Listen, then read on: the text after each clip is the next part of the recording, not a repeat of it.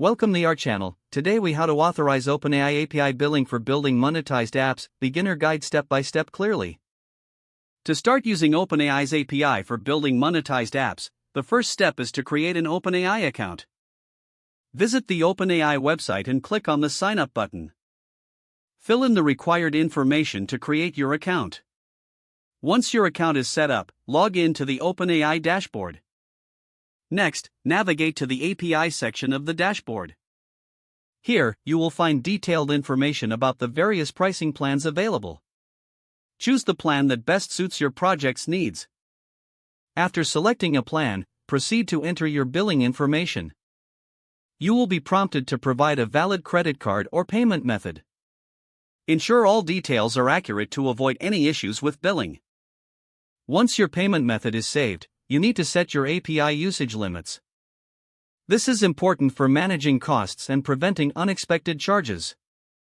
Navigate to the usage settings in the dashboard. Set a budget for monthly spending based on your project's requirements. After configuring your usage limits, save the settings. Now, you can generate an API key for your application. Go to the API Keys section of the dashboard. Click on the option to create a new key. Make sure to store this key securely, as it will be needed for your application. With your API key ready, you can now integrate it into your app's code. Follow the official OpenAI documentation for integrating the API into your application. Test your application thoroughly to ensure it interacts correctly with the API. Keep track of your usage in the dashboard to avoid exceeding your budget. Regularly monitor your billing details to stay informed about your expenses.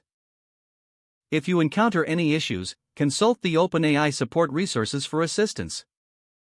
Now, you are ready to build and monetize your application using the OpenAI API. If the page does not load, refresh the browser or try again in a private or incognito window.